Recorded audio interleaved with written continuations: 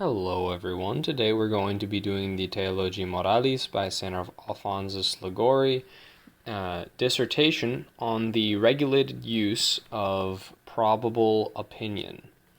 There are two questions that Alphonsus covers in this section. The first is whether it would be licit to follow the less probable opinion after forsaking the more probable opinion which favors the law, and the second is whether it would be licit to follow the less safe opinion between two opinions that are equally more probable.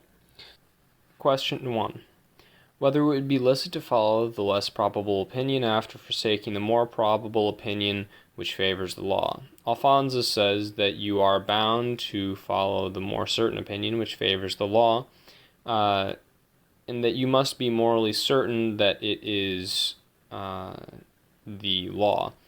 Now, we have to remember here that moral certainty excludes all fear of falsity. Not all fear of sin, but all fear of falsity. Now for the second question, which will take quite a bit longer. Whether it would be licit to follow the less safe opinion between two opinions that are equally more probable. Alphonsus says that it is licit to follow the less safe opinion. And then he goes on to spend the rest of the dissertation proving it. First, definition of more probable. This is opinions that rest upon uncertain but highly probable grounds, either of reason or authority. There must be moral certainty about the honesty of the actor. You can't be coyly arguing while not actually believing what you say here. You have to be honestly acting on what you know, and this certainty can either come from a direct principle or a reflexive principle. So that is to say that it can come from a principle of the law, like thou shalt not kill, or a reflexive principle, like a doubtful law does not oblige. Now for certain action.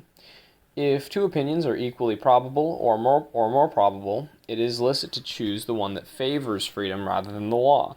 Moral certainty is required to oblige, and everything that is not from faith is sin. So what this means, that everything that is not from faith is sin, is that you need to have certainty about your actions in all cases. So this certainty can either come from direct or reflexive principles, but because for something to be of faith it has to be certain, you need certainty either from, again, direct or reflexive principles, either something like a doubtful law does not oblige or thou shalt not kill. It has to be one of these two. If it does not come from one of these two, then it is a sin for you to act in a certain way. Equally followed. Neither the opinion that favors the law or the opinion that favors the freedom is certain. As contradictory, they both actually introduce doubts about each other, making the other law non-obligatory. The promulgation of law.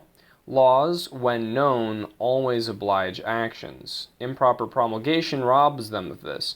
Improper promulgation is when someone tells you about a law but doesn't properly explain it to you, give you the reasons. This would be like walking up to a random person and saying, don't receive the Eucharist while in mortal sin. But they don't know what the Eucharist is, they don't know what mortal sin is. They would not be in mortal sin if they didn't listen to you, because they have no idea what you're talking about. That would be a case of improper promulgation. Next, prior to promulgation, laws exist only in the mind of the legislator. So this is easier when you think about civil law. So the government makes a law. You can't collect rain in rain barrels for your own use, or something dumb like that. Or you can't drive above 35 miles an hour on this road. So before the legislator actually distributes the law, the only place it exists is in his mind. Maybe he writes it down somewhere, but the actual existence of the law is in his mind and in the minds of the people who know about the law. But before the law is promulgated to them, the law does not exist in them, so they're not required to follow it. Eternal law also requires a kind of promulgation because people don't know eternal law, and the same goes for natural law. These different varieties of law only oblige after cognition takes place or after the person knows about them, because until then, they don't exist as laws in the person. Next, for eternal law, this is an objection that someone raises to Alphonsus. Eternal or divine law does not oblige because it rests only in God's mind.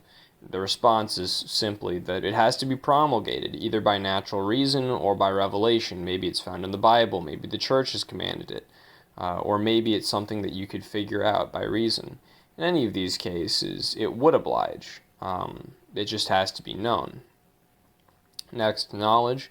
One is only bound to a law through the medium of knowledge. This is just a corollary of what we've been talking about the whole time here.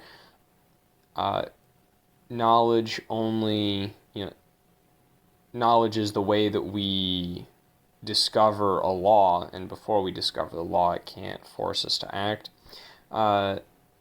Nothing should be condemned as a mortal sin when there is no evident reason about it or the manifest authority of Scripture. If you don't know that something is a sin, then you're not bound to follow or to avoid it. And if you haven't come into contact with the reasons to avoid it or the authority which tells you to do so, then you haven't committed a mortal sin. Sufficiency of promulgation. This is an argument that Alphonsus lays out to support his conclusion. A law insufficiently promulgated does not oblige, but doubtful laws are insufficiently promulgated, therefore they do not oblige. Yeah.